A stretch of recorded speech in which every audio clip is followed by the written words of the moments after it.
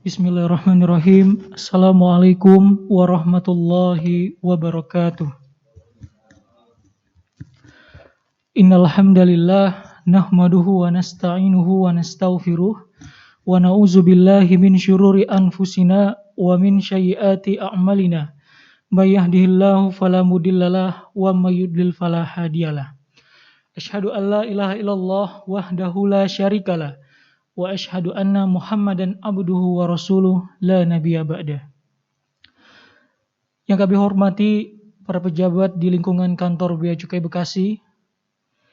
Yang kami hormati penceramah kita pada hari ini Ustadz Syahrizal Khalid Esos serta rekan-rekan pelaksana yang berbahagia.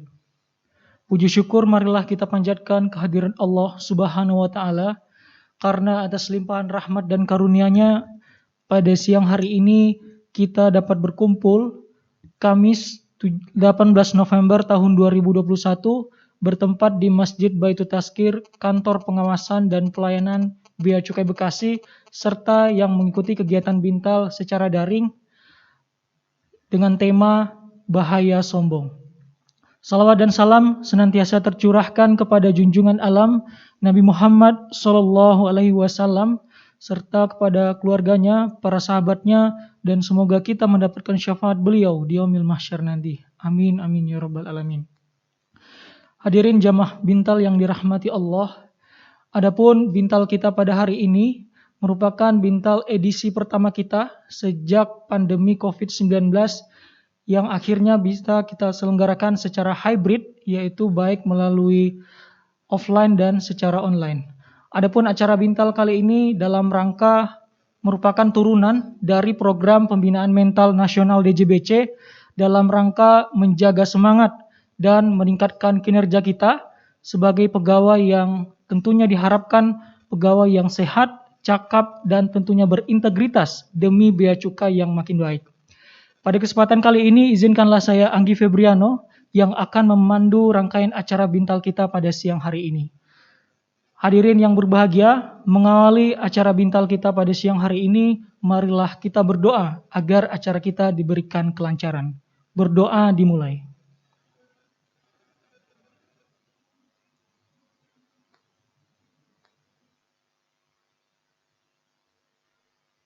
Berdoa selesai. Acara selanjutnya ialah penyampaian ceramah yang akan disampaikan oleh Ustadz Syahrizal Khalid Esos yang akan membawakan tema yaitu bahaya sombong. Kepada yang terhormat Ustadz Syahrizal Khalid, kami silahkan.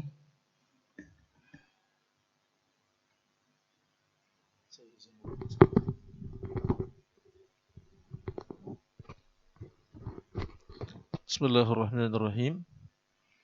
Alhamdulillahirabbil alamin wassalatu wassalamu ala nabiyyina Muhammad khatamil anbiya'i wal mursalin wa ala alihi wa sahbihi ajma'in. Allahumma ilhimna rushdana wa idna min shururi anfusina. Allahumma alimna ma yanfa'una wa anfa'na bima 'allamtana wa zidna ilma. Rabbi shrah li sadri wa yassir li amri wahlul 'uqdatam min lisani yafqahu qawli. Uhayyikum jami'an bitahiyatil Islam, bitahiyatis salam. Assalamualaikum warahmatullahi wabarakatuh. Bapak Ibu sekalian, hadirin wal hadirat, kaum muslimin wal muslimat, jamaah Masjid Baitul Tazkir yang mudah-mudahan seluruhnya senantiasa dirahmati oleh Allah Subhanahu wa taala. Alhamdulillah, di siang hari ini kembali kita bersyukur kehadrat Allah Azza wa Jalla yang sampai dengan saat ini masih mencurahkan segala nikmat-Nya kepada kita semua, sehingga kita masih dapat hadir dan berkumpul bersama-sama di masjid yang insyaallah kita cintai ini dalam rangka melaksanakan kewajiban kita sebagai seorang muslim, menunaikan salat fardu zuhur berjamaah dan kemudian dilanjutkan dengan ta'lim. Kita berharap mudah-mudahan apa yang kita lakukan pada siang hari ini senantiasa mendapat balasan yang terbaik di sisi Allah Subhanahu wa taala. Kemudian salat dan salam senantiasa kita sampaikan selalu kepada teladan dan pemimpin kita Rasulullah sallallahu alaihi wa alihi wasallam beserta keluarga, sahabat dan para pengikutnya yang setia hingga akhir zaman nanti. Bapak Ibu sekalian rahimakumullah, alhamdulillah pada siang hari ini taklimnya diselenggarakan secara offline dan online gitu ya. Jadi secara hybrid ya. Jadi yang hadir secara offline dan kemudian yang lainnya mengikuti secara online ya. Ini termasuk apa namanya? Mungkin apa metode cara gitu ya atau memanfaatkan teknologi media ya di masa pandemi Covid ini. Dan alhamdulillah secara umum pandeminya sudah mau berakhir ya, insyaallah mudah-mudahan ya. Kondisinya semakin baik. Ya apalagi nanti apa yang dikhawatirkan di bulan Desember dan di Januari nanti mudah-mudahan tidak terjadi ya. Ada gelombang ketiga, mudah-mudahan itu tidak terjadi di Indonesia dan juga di negeri muslim lainnya. Sehingga keadaan kita semakin baik dari waktu ke waktu. Dan insya Allah Indonesia bisa tumbuh, tangguh, ya, bangkit lagi. Gitu ya. Insya Allah mudah-mudahan. Dan nanti tinggal kita tunggu pengumuman resmi, official dari pemerintah, pandeminya selesai begitu ya.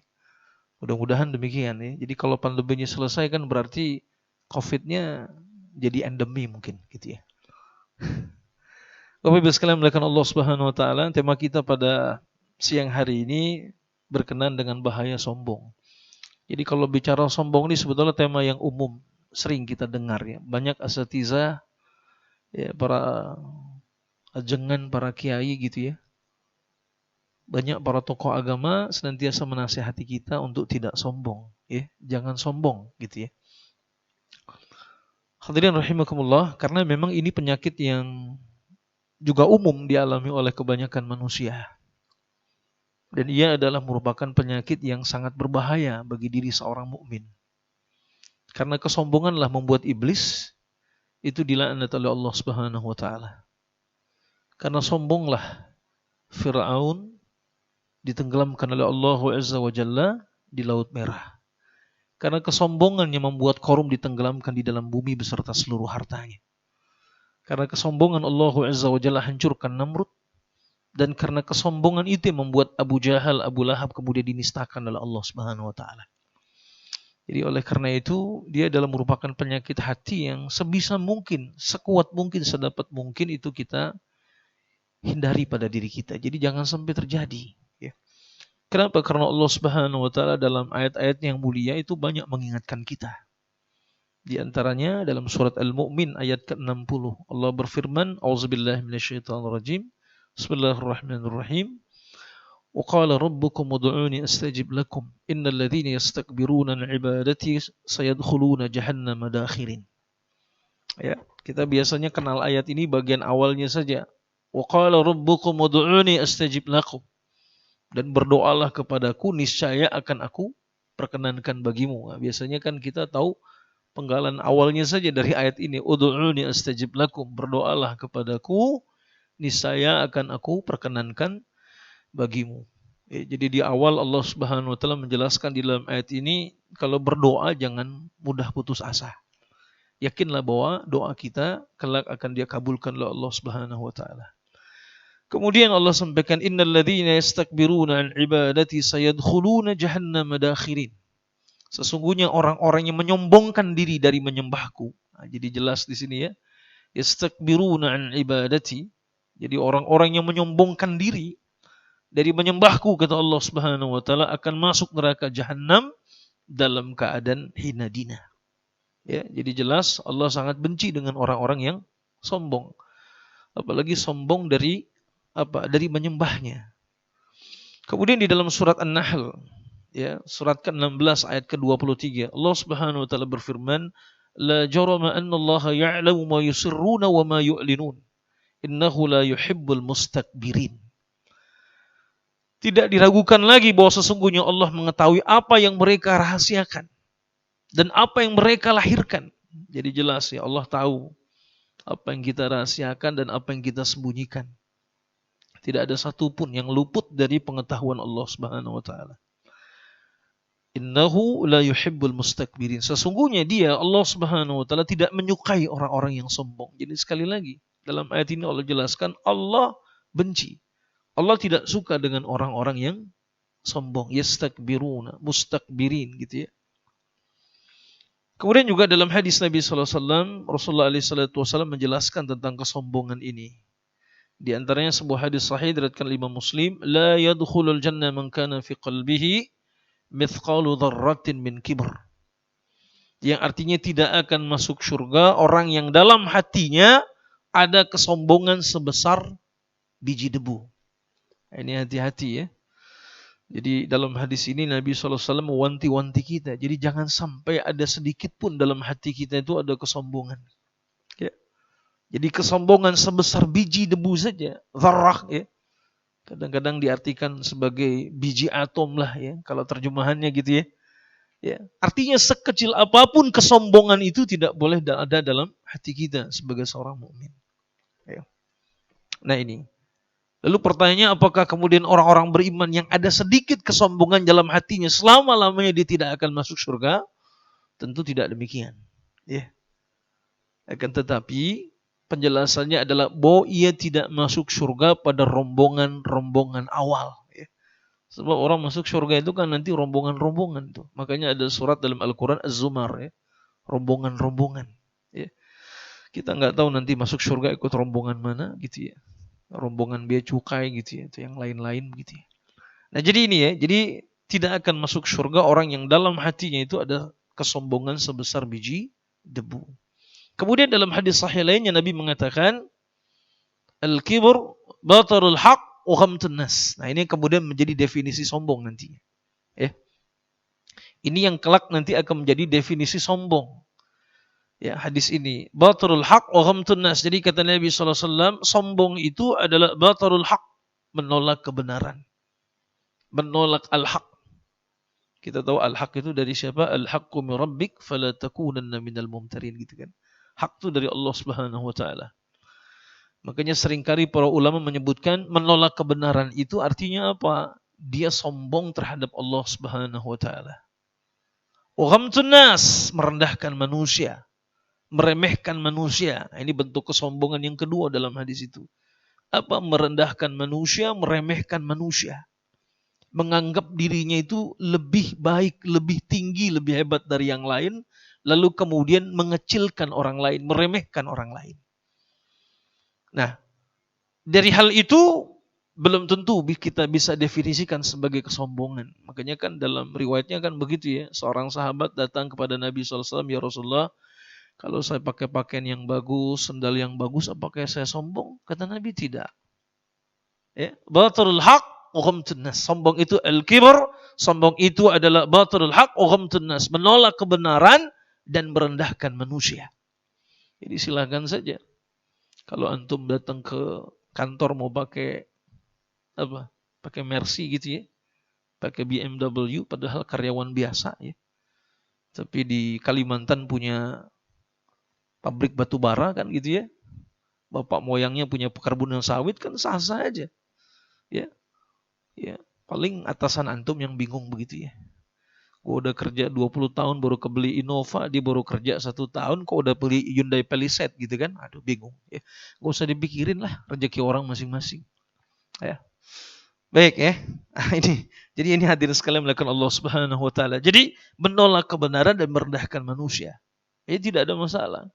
Jadi kalau ke masjid kita pakai pakaian yang bagus gitu kan. Lalu ke masjid kita gunakan kendaraan yang baik, tidak ada maksud. Selama dua hal itu tidak terjadi pada diri kita, tidak ada kesombongan di sana. Yang ada biasanya orang seringkali usil kan gitu ya. Menuduh kita sombong lah, belagu lah, apa biarin aja lah. Ya. Karena kalau urusan minta pendapat manusia nggak pernah ada selesainya. Antum pakai mobil bagus mau ke masjid, rumah antum 3 blok dari masjid. Maksud hati mau menawarkan tumpangan. Ya, pakai mobil baru. Dibilang apa? Sombong, belagu amat sih. Nah, gitu kan. Jadi biarin aja. Ya. Nggak akan pernah selesai. Makanya yang kita pakai ketika bicara tentang kesombong itu adalah definisi yang disampaikan oleh Rasulullah SAW. Hadirin sekalian melakukan Allah Subhanahu Wa Taala, apa faktor yang menyebabkan orang itu sombong? Nah, ini penting bagi kita ya. Karena biasanya orang itu sombong, ya orang Betawi bilang belagu gitu kan. Ya. Songong gitu kan. Itu pasti ada faktor penyebabnya. Jadi ada faktor yang menyebabkan seseorang itu kemudian dia sombong. Baik dalam konteks dia menolak kebenaran, maupun kemudian dia apa? Merendahkan manusia atau meremehkan manusia. Yang pertama, faktor yang menyebabkan seseorang berlaku sombong itu adalah al-ilm. Jadi ilmu pengetahuan. Jadi orang yang berilmu tinggi, berpendidikan tinggi, merasa dirinya orang yang paling pandai dibandingkan dengan orang lain yang tidak berilmu atau berpendidikan. Atau mungkin yang pendidikannya lebih rendah dari dia. Ya, makanya Nabi SAW bersabda dalam sebuah hadis, afatul ilm al-khila. Jadi penyakit ilmu itu diantaranya adalah sombong. Ini hati-hati gitu ya. Merasa lebih banyak ilmunya, misalnya dalam konteks ilmu syariah gitu ya, dia merasa lebih tinggi pendidikannya. Mungkin kuliahnya di Timur Tengah, bukan cuma LC ya, sampai doktor gitu kan. Sehingga menganggap yang lain tuh nggak ngerti. Ya, yang lain itu tidak sehebat dirinya. Ini sombong.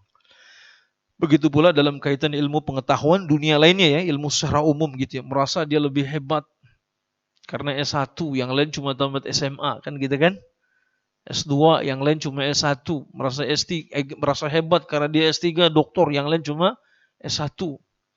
Padahal dia lupa keilmuan itu bukan hanya terkait dengan jenjang pendidikan.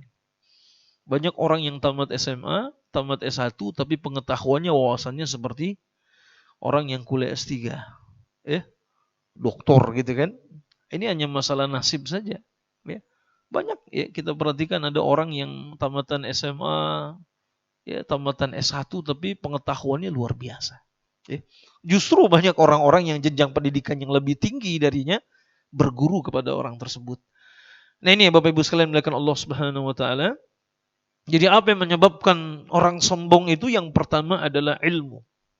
Ya, ilmu yang menyebabkan dia sombong. Makanya Qarun itu kan ketika dia merasa dia sudah kaya raya kan, ya merasa hebat, kekayaannya luar biasa banyaknya. Ya, kan yang menjadi alasan Qarun itu sebetulnya bukan hanya hartanya saja dia sombong. Ya. Dia merasa bahwa semua pencapaian yang dimilikinya, semua harta yang dimilikinya itu apa? Ala ilmin indi. Karena ilmu yang ada di sisiku. Nah, jadi dia merasa bahwa dia kaya raya itu, ya, bahkan super kaya itu, kenapa? Karena dia merasa bahwa ilmu yang ada di sisinya, ilmu yang dimilikinya, pengetahuan yang dimilikinya. Ya, ini hati-hati ya, begitu ya. Jadi jangan sampai kita merasa lebih baik, ya, karena keilmuan kita, sehingga pada akhirnya kita merendahkan orang lain, meremehkan orang lain. Ya. Ini hadirin, ini faktor yang pertama ya, ilmu. Ini ada saja di tengah-tengah masyarakat yang merasa kayaknya kalau diajak diskusi, dia tanya, antum gelarnya apa? LC atau S1, jangan. Saya mau diskusi kalau sama-sama doktor katanya. Gitu ya. Seperti itu ya. Padahal kemarin ada diskusi doktor dari Madinah atau doktor dari mana gitu, diskusinya sama seorang kiai yang seumur hidupnya hanya tamatan pesantren saja, tapi berimbang diskusinya. Keilmuannya juga sama-sama luar biasa. Nah, jadi itu, ini kan menunjukkan bahwa bukan hanya soal jenjang saja, S1, S2, S3 begitu ya. Ya, karena banyak juga kan di kita ya, S2-nya cuma kuliah 3 bulan, ya kuliah 3 bulan, ya kemudian setelah itu 1,5 tahun dapat gelar tiba-tiba jadi, ya saya nggak mau sebut gelarnya lah. Ya beberapa teman kan ada cerita begitu ya. Kuliah 3 bulan, bayar 30, 35, 40 juta, ya sudah ada gelar tambahan gitu ya. Ya, apalagi kalau yang bersangkutan ya memiliki posisi di jabatan-jabatan publik, ini penting gelar. Cuma ya kuliahnya kadang begitu. Ya.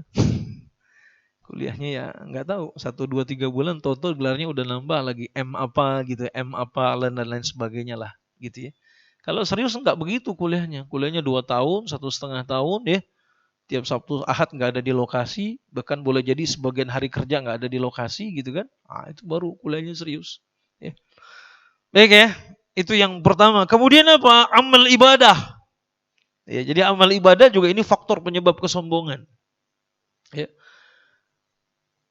Jadi tidak jelas ya. Jadi bagaimana amal ibadah yang tidak jelas itu dapat menyebabkan sifat takabur.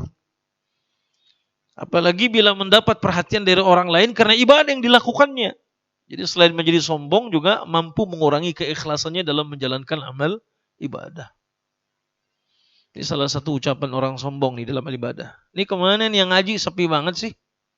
Belum pada dapat hidayah apa? Gitu. Ya enggak? Ya kan? Ini masjid sepi amat sih. Padahal di atas banyak gitu ya. Pada kemana orang? Belum pada dapat hidayah apa? Gitu. Hati-hati dengan kalimat itu ya. Kita bisa jadi terjebak pada kesombongan, merasa kita lah yang taat. Ya. Makanya amal ibadah, ketaatan itu bisa membuat orang sombong. Bisa, hati-hati. Kayaknya yang paling rajin ke masjid saya doang nih. Yang lain kemana? Kan gitu ya. Antum jangan sok tahu. Saya tau nggak yang sering paling hadir taklim di sini. Saya tau nggak yang paling sering rajin sholat berjamaah di sini. Mulai kan ngerasa kan, ngerasa lebih baik dan kemudian merendahkan orang gitu kan. Nah ini kaum muslimin rahimakumullah. Jadi amal ibadah yang tidak jelas itu dapat menyebabkan sifat takabur. Ya, apa saja amal ibadahnya, sholat, puasa, merasa dia ngerajin puasa sunnah. Ya, apalagi ngelihat orang yang perutnya agak gendut dikit. Ah ini kurang rajin nih puasa sunnahnya nih. Aduh, puasa sunnah dong. Kesannya urusan puasa sunnah, urusan perut buncit sama perut kurus sama gitu kan. Ya. Padahal ada orang, jangankan dia makan daging, minum air putih aja gemuk perutnya gitu kan. Nah ini ya. Ini hadirin sekalian melakukan Allah Subhanahu wa taala. Kenapa? Karena gemuknya itu udah bawaan orok gitu. Jadi walaupun dia puasa serajin apapun ya kayak begitu. Tapi yang jelas dia sehat gitu kan. Karena Nabi bersabda, "Sumu tasihu." Berpuasalah nih saya kalian akan sehat ya. Jadi Nabi nggak bilang puasalah nanti kalian akan kurus, tapi sehat. Ya.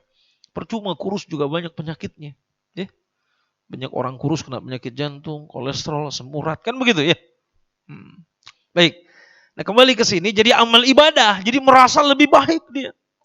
Ya, yang paling rajin baca Qur'annya, paling rajin sholat malamnya, paling rajin ngajinya. Hati-hati. Ya. Itu juga bisa menyebabkan kita sombong. Dalam konteks apa? Waghamtun nas tadi, merendahkan orang. Ya. Ini kaum muslimin rahimah. Apalagi apa? Sudah haji. Ya. Jadi kalau ngomong-ngomong dikit, udahlah jangan macem-macem. Udah pernah haji? Belum? Udah. Ukurannya begitu aja. Ya. Jadi kalau belum haji, dia nggak mau dengerin. Ya. Dia merendah, saya ini sudah sekian kali, tau nggak? Sampean tuh belum kemana. Wah kan gitu ya. Ini hati-hati ya. Ini amal ibadah ya. Jadi dia bisa membuat orang jadi takabur. Ya, bahkan bukan hanya sombong, tapi juga keikhlasannya bermasalah gitu ya. Nah ini Bapak Ibu sekalian yang dimuliakan Allah Subhanahu wa taala, ya. Salah satu penyebab ya, dari kesombongan itu adalah amal ibadah. Yang ketiga, ini juga yang paling populer nih. Ya. Yang ketiga, yang menyebabkan orang berlaku sombong itu adalah karena keturunan ya, nasab. Dalam hal ini kebangsawanan. Ya, ini menyebabkan orang tuh jadi takabur, menganggap dirinya itu lebih tinggi derajatnya. Ya mohon maaf ya. Mungkin teman-teman yang keturunan bangsawan ya, apakah gelarnya Raden Mas lah, apa ya. Saya nggak begitu hafal ya beberapa gelar kebangsawanan ya. Raden Ajeng gitu ya, kalau perempuan ya dan seterusnya lah. Nah ini kan bisa membuat dia sombong, ya merasa lebih baik dari yang lain. Keturunan darah biru, padahal kalau kita codet juga darahnya merah juga gitu kan, tapi ngerasa biru gitu kan. Nah ini sehingga merasa apa? Dia merasa lebih baik dari orang lain, dia meremehkan orang lain, ya. Kenapa? Karena dia merasa nasabnya lebih tinggi, ya. Ini Bapak Ibu sekalian yang dimuliakan Allah Subhanahu wa taala. Jadi dia pandang rendah tuh ya orang yang hanya rakyat biasa ya. Ini ya, padahal dalam Islam masalah kasta itu enggak ada urusan. Ya. Karena bagi Allah Subhanahu wa taala yang paling mulia di sisi Allah itu yang paling bertakwa kan gitu ya. Inna akramakum indallahi atqakum. Artinya apa? Harta, jabatan, posisi apapun terkait dengan duniawi itu tidak ada manfaatnya di sisi Allah Subhanahu wa taala. Kalau itu tidak membuat seseorang itu menjadi takwa. Ya. Sebab pada akhirnya yang menjadi ukuran itu adalah ketakwaan kita di sisi Allah Subhanahu wa taala. Jadi bukan gelaran, jabatan, posisi, harta, bukan itu. Ya. Sekalipun itu ada, tapi kalau itu tidak mengantarkan kita menjadi manusia yang bertakwa, ya sama juga kan begitu ya. Makanya kemarin ada berita yang cukup viral juga ya. Siapa? Putri Jepang itu ya. Putri Miko apa Mako ya. Nikah sama rakyat biasa dan sekarang tinggal di Amerika. Itu luar biasa juga itu ya. Ya pukulan, tanda petik pukulan telak juga buat kekaisaran Jepang gitu ya. Ada seorang putri mahkota lah istilahnya ya. Bangsawan terhormat di Jepang, tapi menikahi seorang pemuda yang hanya rakyat biasa, begitu kan.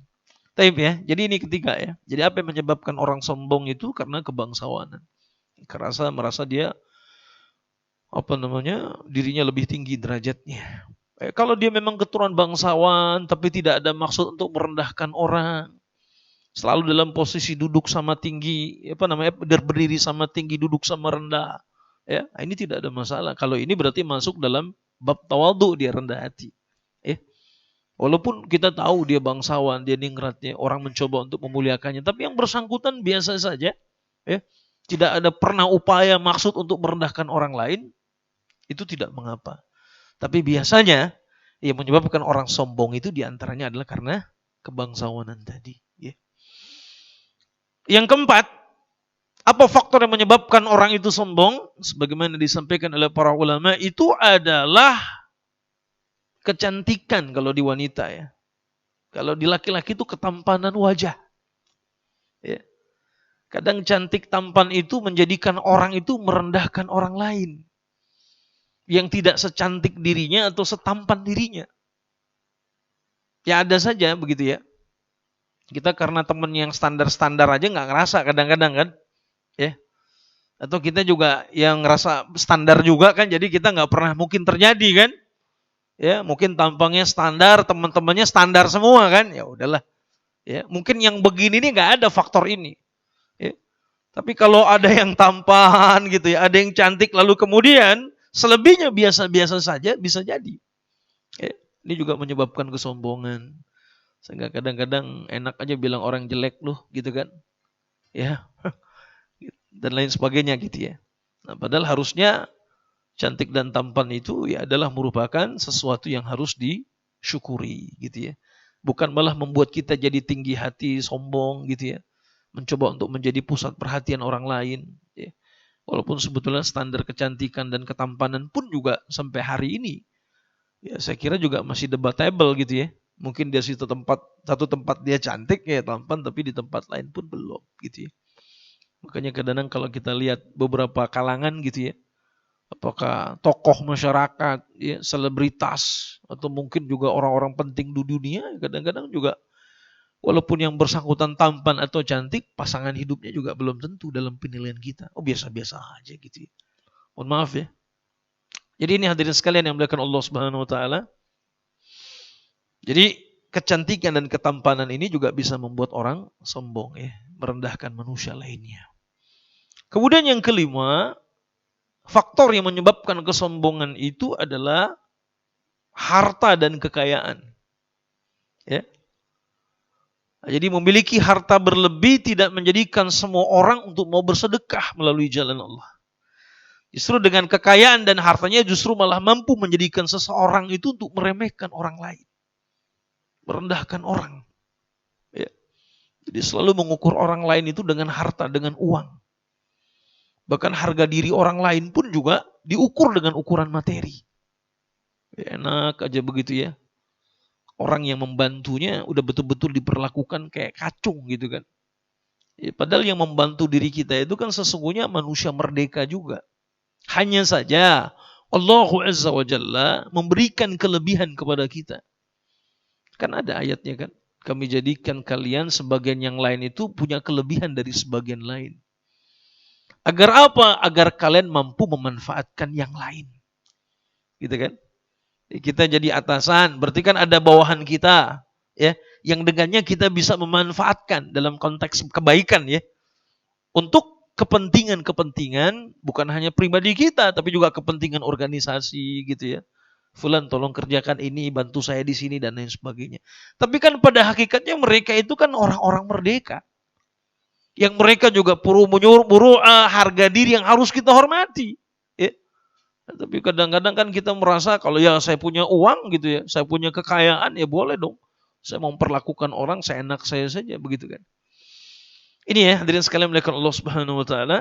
Nah, jadi harta kekayaan ini bisa membuat orang sombong, merendahkan orang lain. Jadi kalau dia menggunakan hartanya di jalan Allah Subhanahu wa taala untuk infak bersedekah, enggak jadi soalan. Bahkan seperti yang saya sampaikan tadi, ketika dengan hartanya dia membelikan ya sesuatu untuk dirinya supaya terlihat semakin baik dari sisi tampilan, itu juga tidak bisa dikatakan sombong ya. Seperti pakai baju yang lebih baik, mungkin lebih mahal ya. Pakai mobil juga yang lebih baik, mungkin agak sedikit lebih mahal. Karena juga relatif sih ya. Di kita kan pakai mobil ini kayaknya mewah kan, tapi kalau mobil kita dipakai di Dubai kan lain lagi ceritanya kan. Ya, bisa jadi cuma odong-odong kan gitu kan, ya. Apa yang kita anggap mewah di Indonesia kan belum tentu di Dubai dianggap mewah kan begitu ya. Katanya begitu. Katanya on road-nya katanya kalau di Dubai itu yang paling murah kendaraan 3M katanya. On road-nya gitu kan. Makanya kalau ngeliat polisinya pakai Lamborghini kan ya, Mas Andri ya. Gitu kan, pakai Lamborghini. Kita mobil polisinya masih apa tuh? Sedan biasa lah kan gitu ya. Beda kelas gitu kan. Nah, jadi taib ya. Kenapa? Karena memang Allah Azza wa Jalla memberikan harta kepada kita. Lalu kemudian kita gunakan harta itu untuk kebaikan. Lalu memperbaiki penampilan kita ya, untuk menghadapnya. Itu kan hal yang biasa. Bahkan sebagian ulama menyebutnya sebagai tahadus bin ni'mat, menampakkan nikmat yang Allah berikan. Kan gitu ya, menampakkan nikmat yang Allah berikan. Ya masa Allah sudah kasih antum kekayaan, limpahan harta, terus antum ke masjid kalau sholat pakai kaos oblong. Yang mohon maaf, ketiaknya bolong-bolong. Pakai sarung di uwal-uwal, apalagi ada tulisan di belakangnya. Bego lu gitu kan. Ya orang sholat mau takbir, waduh, bego lu gitu kan. Ini kan ganggu orang begitu ya. Astagfirullahaladzim. Makanya saya kemarin ke Jakarta, singgah di satu tempat sholat. Allahu Akbar. Astagfirullah. Terus terang itu sedikit mengganggu kekhusyuan saya. Itu gambar di belakang gambar setan. Kayak model Metallica begitu kan. Astagfirullahaladzim, saya bilang. Ini orang bagus dia udah sholat.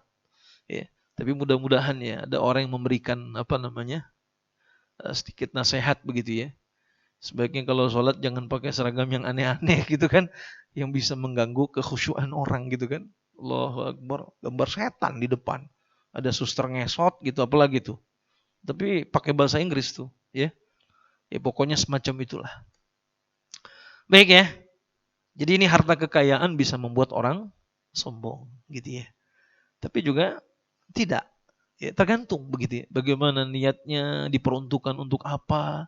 Dan tidak ada upaya untuk merendahkan, meremehkan manusia. Kenapa? Karena kita lihat kok banyak juga orang-orang yang kaya gitu kan. Yang luar biasa harta kekayaannya. Tapi dia tetap mampu berlaku santun kepada manusia. Bahkan dengan penuh kerendah hatian. Ini luar biasa. Tapi ya, ini faktor penyebab yang kelima. Adapun yang keenam, kekuatan dan kekuasaan. Ini juga membuat orang sombong. Bahkan apa? Bukan sombong lagi. Kadang-kadang membuat orang jadi berlaku zalim ya. Dengan kekuatannya, dengan kekuasaannya dia berlaku semena-mena terhadap orang lain. Tadi contohnya sudah saya sampaikan di awal. Ya, ada Fir'aun di sana. Ya, ada Namrud di sana. Ada Abu Jahal di sana. Ada Abu Lahab di sana. Ya, bagaimana mereka adalah dulu orang-orang yang kuasa. Ya, bukan hanya sok kuasa. Karena memang mereka berkuasa ketika itu. Ya, tapi kemudian Allah Subhanahu wa Ta'ala hinakan mereka. Gitu ya. Nah ini kenapa? Karena kekuatan dan kekuasaannya mereka gunakan untuk apa? Menghancurkan manusia. Ya, menzalimi manusia, merendahkan manusia. Ya, bukan dipakai untuk membantu orang yang benar dan membutuhkan. Ya, tapi justru malah sebaliknya ya. Sewenang-wenang terhadap orang lain. Begitu kan? Tanpa melihat statusnya. Apalagi na'udzubillah. Kalau kesewenang-wenangan itu, kezaliman itu. Misalnya dia alami terjadi pada orang-orang saleh, orang-orang baik. Ya, kepada ulama, hati-hatilah. Jadi kalau berlaku zalim kepada ulama itu hati-hati saja. Karena ada satu ungkapan lama, darah ulama itu beracun. Gitu kan? Hati-hati saja. Karena hidup bukan cuma soal hari ini. Bisa jadi hari ini antum berkuasa, punya kekuasaan. Tapi hidup ini bukan cuma cerita tentang hari ini kan? Ya, tapi hidup ini cerita tentang masa depan. Gitu kan? Kalau hari ini antum jadi penguasa, punya kuasa, berlaku zalim, apa iya 5-10 tahun lagi akan begitu? Ya. Apa iya 15-20 tahun lagi akan begitu? Belum nanti kehidupan di akhirat, apa iya akan mendapatkan kebahagiaan? Tidak. Ceritanya belum selesai. Tapi banyak orang kadang nggak belajar dengan sejarah masa lalu. Gitu kan? Padahal Allah berfirman di dalam Al-Quran, Fasiru fil ardi, fanzuru kaifa kana akibatul mukadzibin. Perhatikanlah, berjalanlah di muka bumi dan perhatikanlah bagaimana nasib orang-orang yang mendustakan ayat-ayat kami. Ya, ini kaum muslimin rahimakumullah. Apalagi tadi di awal ayat sudah saya sampaikan, Allah benci orang yang mustakbirun, nih, orang-orang yang sombong, gitu kan. Apalagi sombong dengan kekuatan dan kekuasaannya. Ya, tinggal soal waktu saja. Hari ini kita kuasa, besok belum tentu. Kan hidup kita sudah puluhan tahun, kita udah ingat kan. Dulu waktu kita kecil siapa yang berkuasa? Hari ini masihkah dia berkuasa? Tidak kan? Habis dia tenggelam dalam bumi. Mati dia, tubuhnya dimakan cacing tanah dan lain sebagainya. Ketika kita remaja, siapa yang berkuasa? Siapa yang sok hebat? Berlaku zalim. Hari ini kemana mereka? Ya kan? Hari ini mereka sudah terkubur dan mereka masing-masing mempertanggungjawabkan kepada Tuhan semesta alam, gitu kan. Nah, jadi itu ya. Jadi ini kadang membuat orang sombong tuh karena punya kekuatan dan kekuasaan. Makanya kita sebagai seorang muslim kalau dikasih kekuasaan, gunakanlah untuk jalan yang benar, ya. Dengan kekuatan dan kekuasaan itu semakin mendekatkan diri kita kepada Allah Subhanahu wa taala. Adapun yang terakhir, yang ketujuh ya, dalam catatan saya ini, apa yang menyebabkan orang berlaku sombong? Karena banyak follower. Oh, gitu. Banyak follower gitu ya. Merasa banyak pengikut. Nah, siapa lihat di belakang saya ada berapa orang? Oh, gitu kan. Ini kadang-kadang bisa juga membuat orang sombong. Kamu jangan macam-macam. Follower kamu berapa? Ya, cuma 50, Pak. Saya 2 juta. Gitu ya. Banyak pengikut, teman sejati, karib kerabat ya, terutama nih yang mempunyai kedudukan dan jabatan-jabatan yang tinggi. Ini kadang-kadang membuat orang sombong. Kalau bahasa kita dulu, bahasa saya lagi remaja, backingnya siapa? Ya, orang hebat gitu kan, untouchable nih, nggak bisa disentuh, gitu kan. Nah itu kan kadang-kadang membuat orang yang di backing itu jadi sombong, ya, jadi arogan, ya, jadi merasa hebat dari yang lain, sok kuasa gitu kan. Nah, ternyata apa, backing yang di situ lebih kuat lagi, ya udahlah, gitu ya. Jadi perang gitu ya. Nah, jadi ini ya, jadi banyak pengikut, teman sejati, terutama karib kerabat atau sahabat yang memiliki kedudukan dan jabatan yang tinggi, ini juga kadang-kadang membuat orang jadi sombong, merendahkan orang lain, belagu gitu kan, karena dia merasa ada yang backup. Ya. Jadi ini ya, ini beberapa faktor penyebab kesombongan, gitu ya. Ada 7 ya. Kemudian, apa bahaya sifat sombong itu? Nah, ini bahayanya itu apa? Apa bahaya sifat sombong itu? Ya, tadi di awal saya sudah sampaikan kan, sombonglah yang membuat iblis terusir, ya. Fir'aun dilaknat, iblis terlaknat, Fir'aun ditenggelamkan, Qarun juga ditenggelamkan ke dalam bumi. Abu Lahab dan Abu Jahal menjadi manusia-manusia yang hina di sisi Allah Subhanahu wa taala. Nah, bahaya sifat sombong terutama dalam konteks kita nih sebagai seorang muslim, ya. Apa bahayanya? Yang pertama, sombong itu bisa menghancurkan amal saleh kita.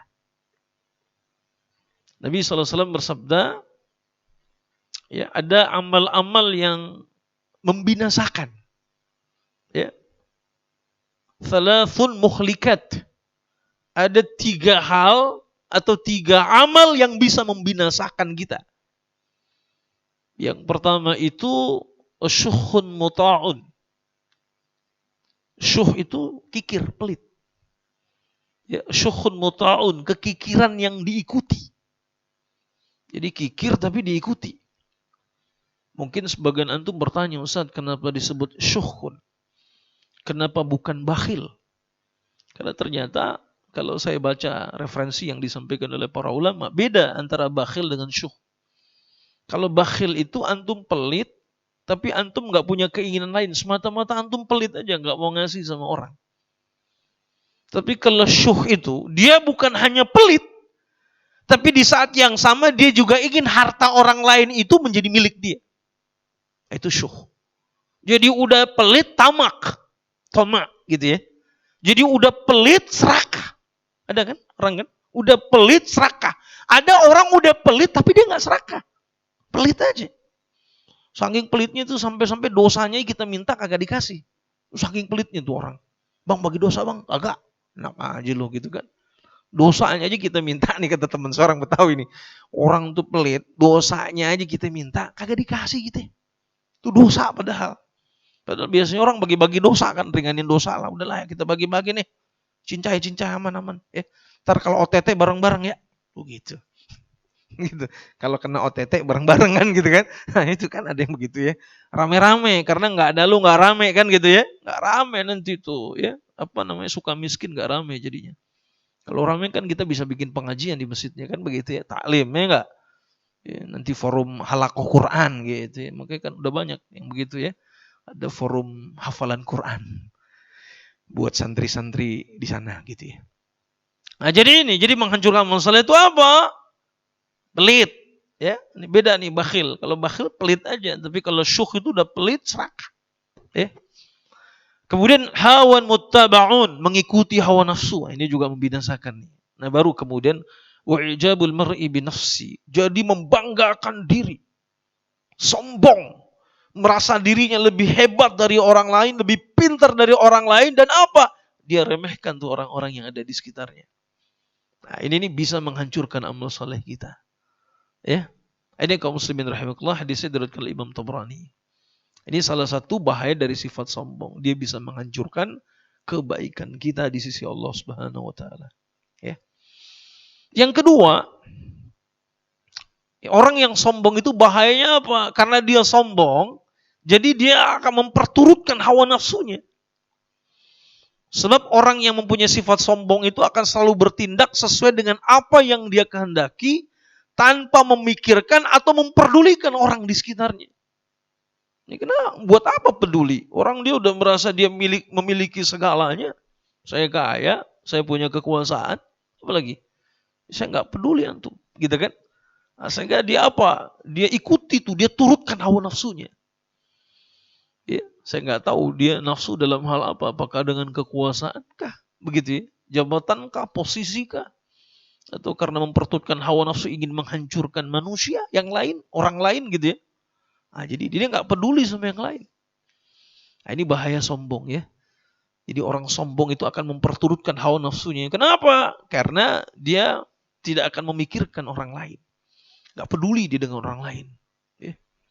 Karena dianggap orang lain tuh kayak nggak ada saja. Dia anggap orang lain itu remeh saja. Nah, sehingga apa? Dia turutkan apa yang dia ingin kehendaki.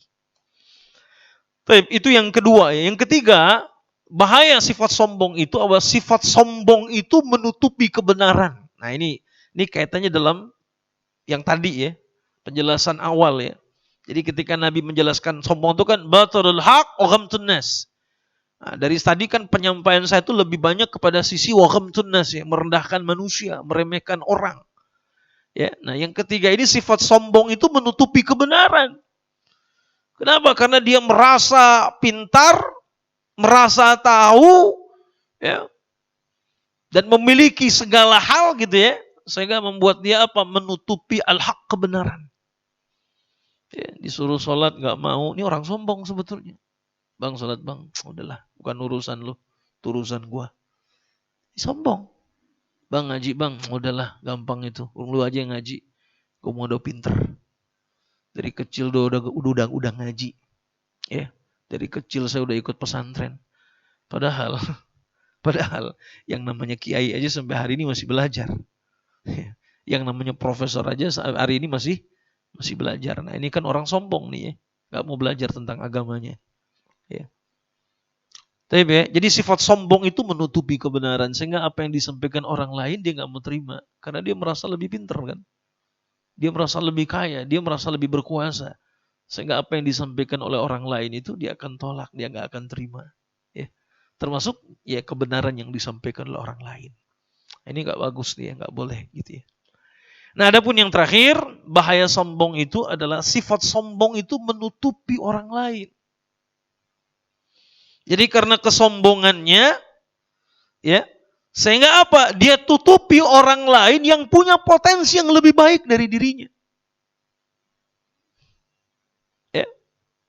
Pernah ngerasa nggak atau ngelihat yang model begini nih orang?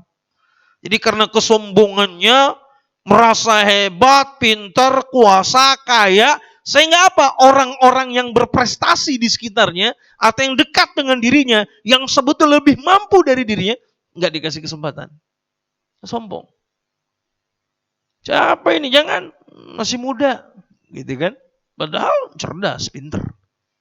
Ya. Karena dia merasa dia yang lebih senior. Padahal dari sisi pendidikan, yang muda ini bisa jadi pendidikannya lebih tinggi. Kan begitu ya? Skillnya juga lebih hebat lagi, tinggal masalah pengalaman saja mungkin kan ya. Tapi kan anak muda, orang muda kalau nggak dikasih kesempatan dapat pengalaman dari mana kan begitu.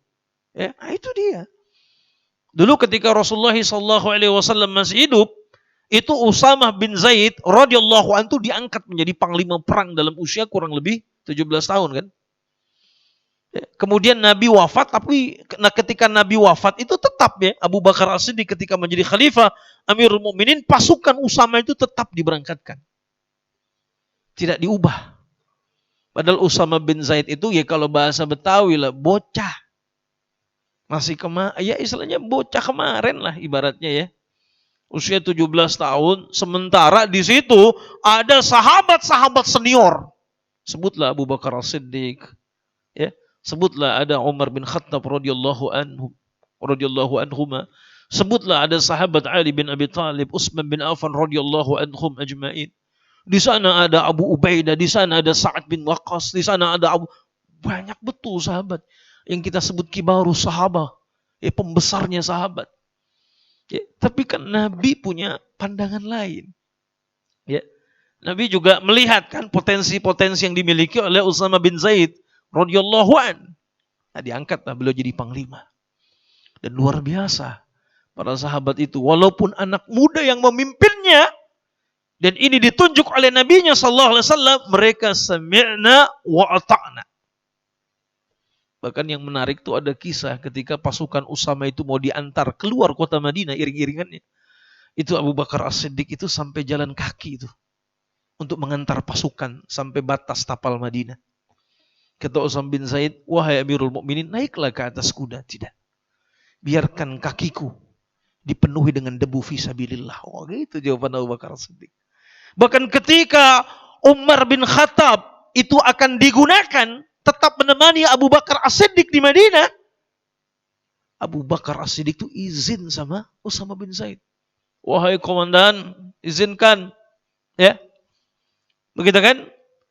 Aku mohon kepada engkau agar sahabat Umar tetap menemaniku di kota Madinah. Bayangin coba, Amirul Mukminin, khalifah, sudah senior, sahabat Nabi, ya bahkan apa sahabat yang terdekat kan dengan Rasulullah ya, itu sampai kemudian meminta izin kepada Usama bin Zaid agar sahabat Umar tetap tinggal.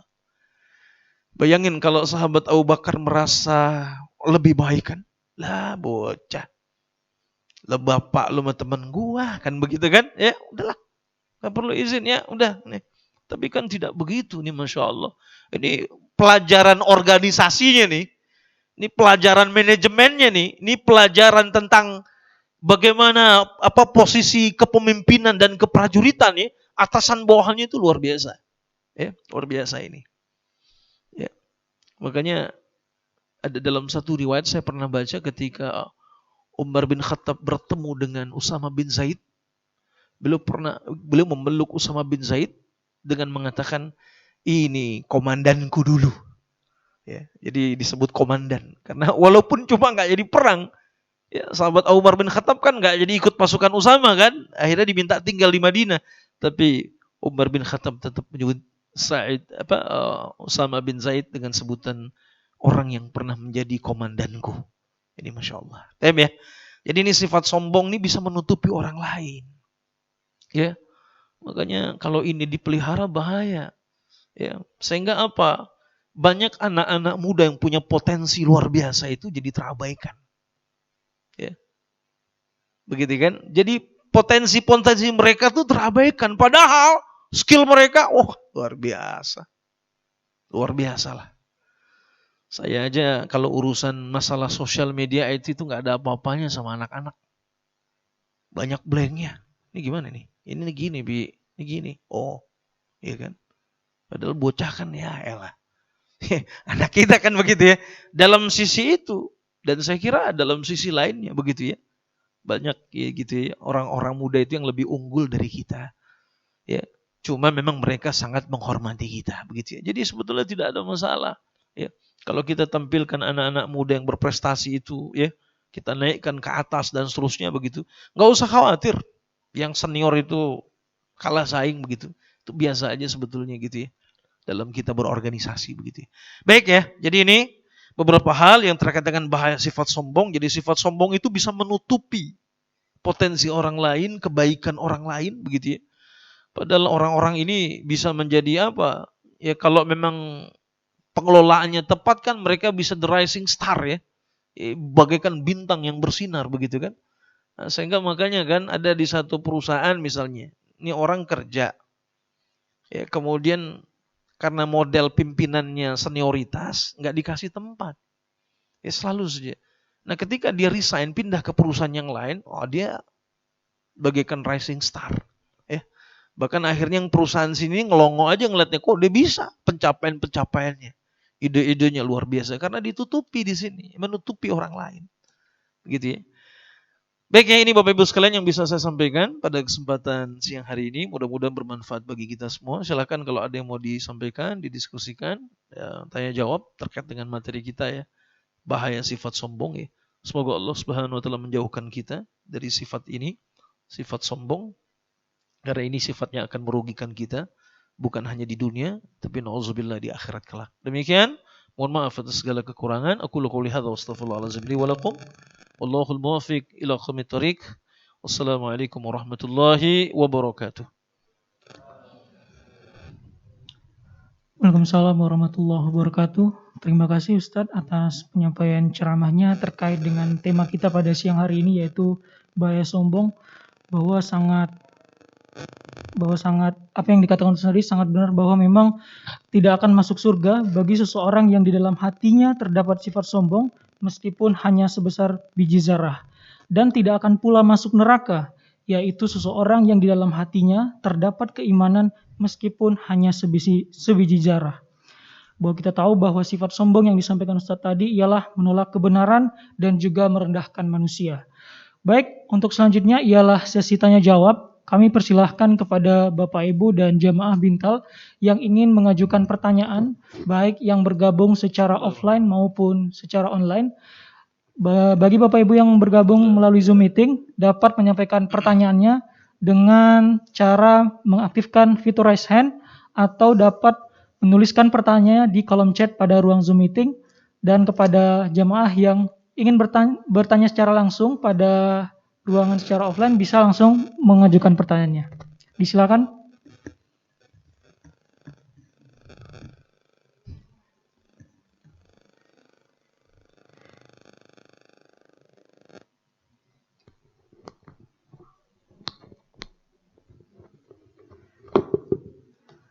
Baik, saat ini di ruang Zoom meeting kita sudah hadir sekitar 38 partisipan, di mana partisipan ini bukan hanya berasal dari Bea Cukai Bekasi saja, tapi ada berbagai kantor lainnya nih Ustadz. Jadi ini menunjukkan bahwa kegiatan Bintal ini tidak hanya serta-merta diikuti secara dalam satu kantor saja, tapi diikuti oleh berbagai rekan-rekan di kerja kantor lain. Baik, sekali lagi saya minta kesempatannya kepada Bapak Ibu semua, jika ada yang ingin mengajukan pertanyaan bisa langsung menyampaikan, karena memang materi kita pada hari ini sangat bagus ya, bahaya sifat sombong. Di mana tadi ada Oke, langsung Pak Budi. Pak Budi. Di Zoom ada? Silakan. Di offline ada, di Zoom ada berarti. Langsung aja Pak Budi.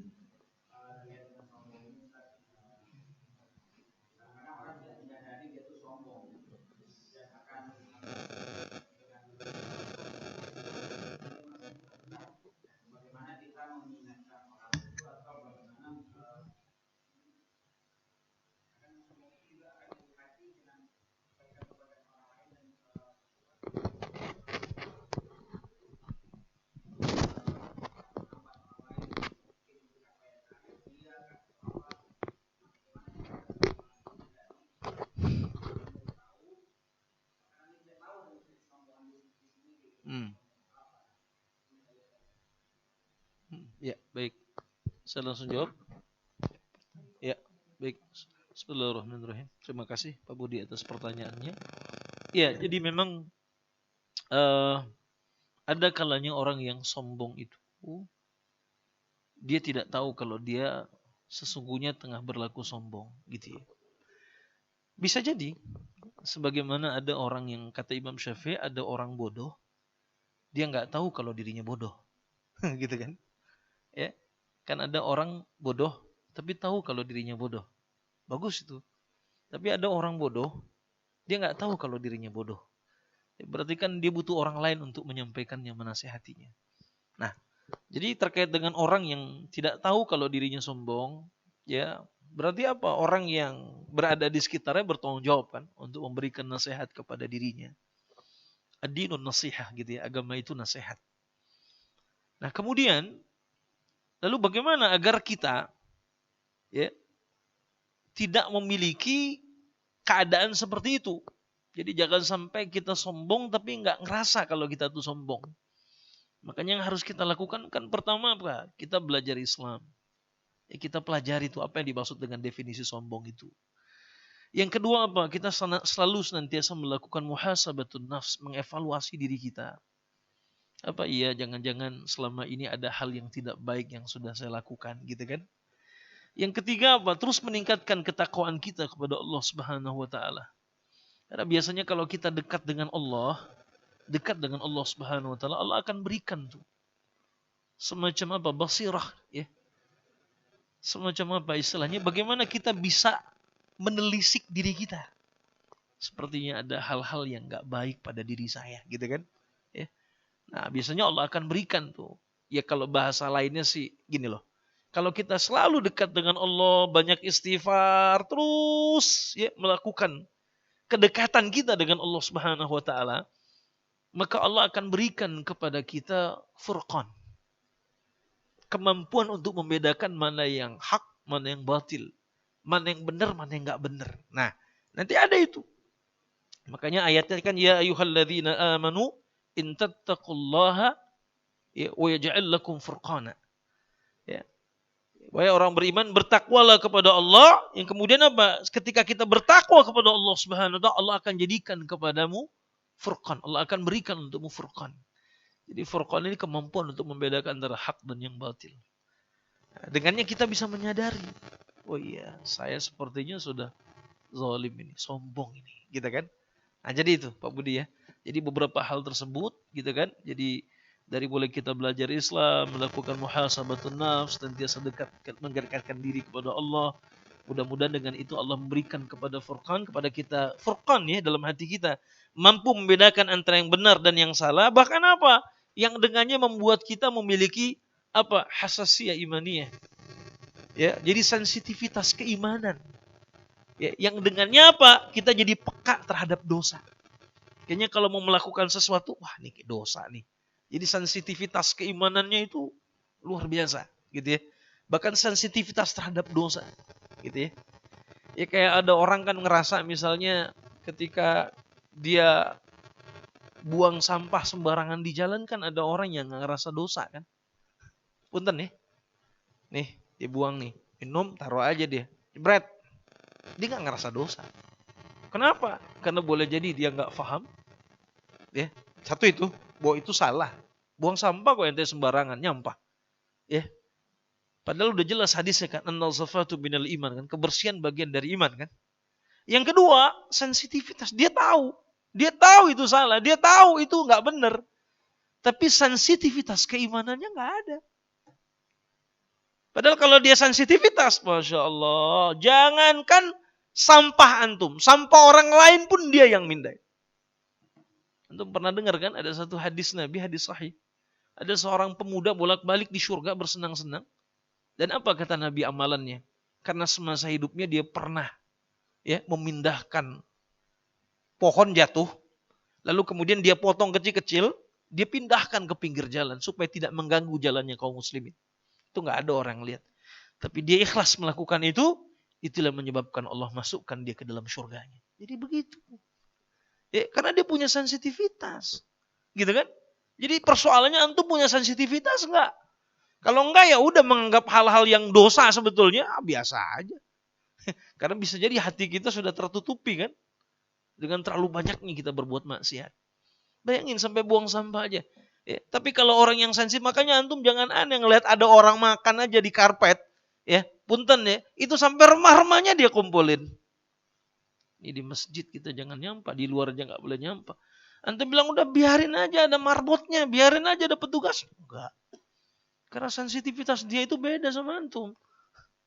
Ya, dia merasa ini Baitullah, tempat Allah jangan sampai ya dibersihkan gitu kan. Sampah antum juga diambilin sama dia sapu lagi, dia bersihkan, begitu.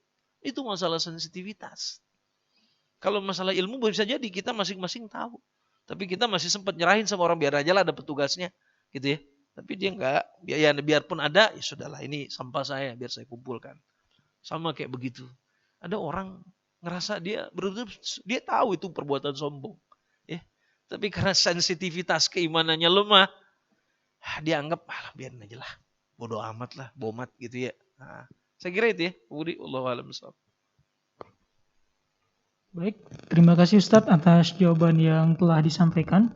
Selanjutnya saya izin membacakan Ustadz pertanyaan dari peserta kita yang hadir melalui Zoom meeting, yaitu dari P2 Bea Cukai Tasikmalaya. Jauh amat. Assalamualaikum warahmatullahi wabarakatuh. Mohon izin, apakah senioritas sangat memicu dan semakin memupuk kesombongan? Iya, ini dia. Menarik nih. Baik, bismillahirrahmanirrahim. Jadi, memang ada satu kalimat yang disebut dengan ghururus sabaq. Jadi ghururus sabaq itu terperdaya dengan senioritas. Ya, bisa jadi. Ya, artinya apa? Orang itu terperdaya dengan senioritasnya. Sehingga dia menganggap remeh, ya mohon maaf ya, junior-juniornya.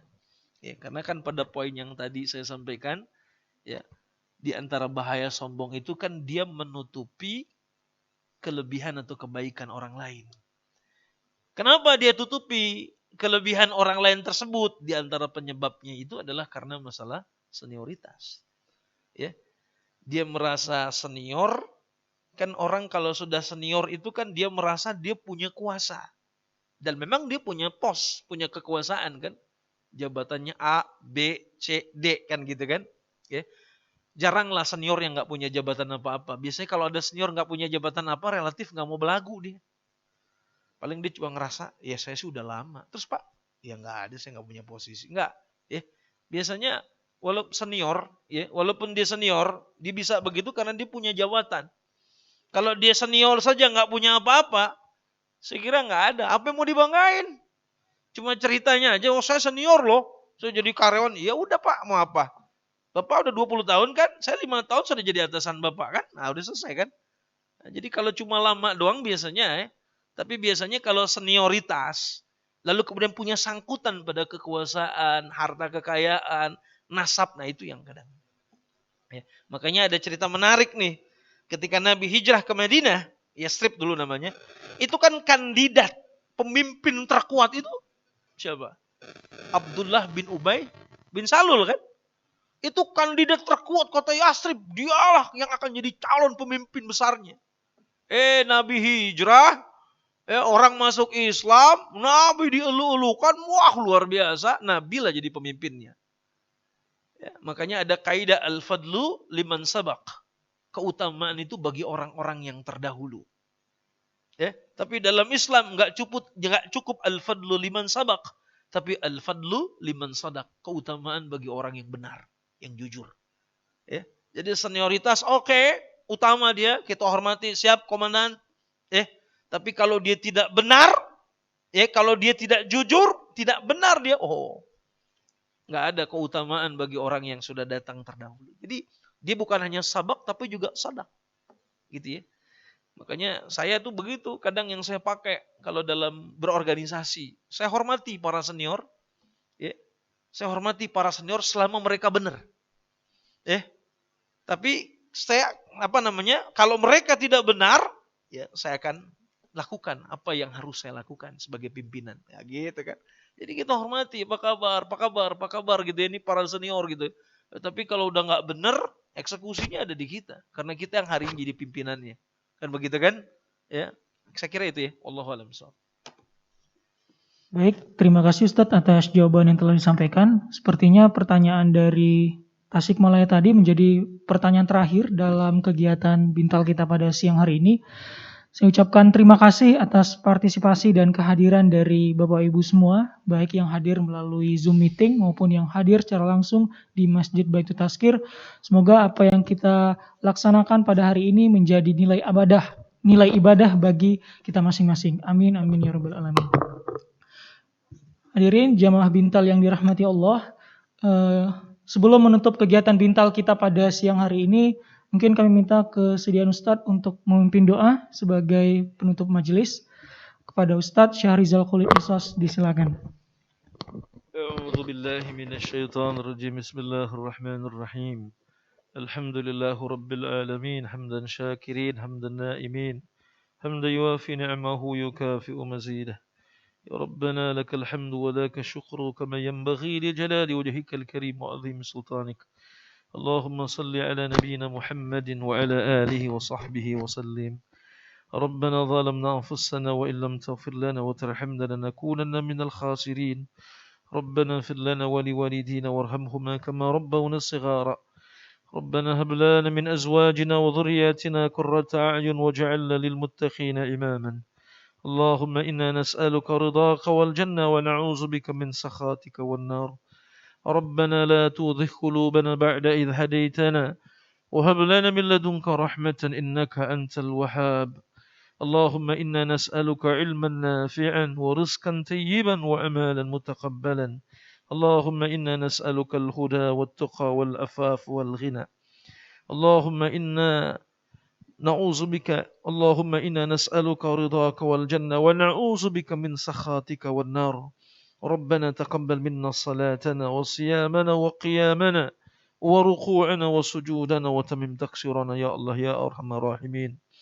اللهم أتي نفوسنا تقواها وزكاها أنت خير من زكاها أنت وليها ومولاها. اللهم أعنا على ذكرك وشكرك وحسن عبادتك. اللهم إنا نسألك الجنة بغير حساب ولا سابق عذاب. اللهم إنا نسألك الجنة بغير حساب ولا سابق عذاب. اللهم إنا نسألك الجنة بغير حساب ولا سابق عذاب. ربنا اغفر لنا ولإخواننا الذين سبقونا بالإيمان ولا تجعل في قلوبنا غلا للذين آمنوا ربنا إنك رؤوف رحيم. ربنا آتنا في الدنيا حسنة وفي الآخرة حسنة وقنا عذاب النار. وصلى الله على نبينا محمد وعلى آله وصحبه وسلم. سبحان ربك رب العزة عما يصفون والسلام على المرسلين والحمد لله رب العالمين. Bapak Ibu jemaah Bintal yang berbahagia, demikianlah kegiatan Bintal kita pada siang hari ini. Saya Anggi mewakili seluruh panitia yang bertugas. Mohon maaf apabila ada kesalahan. Akhir kata saya ucapkan terima kasih. Wabillahi taufik wal hidayah. Wassalamualaikum warahmatullahi wabarakatuh.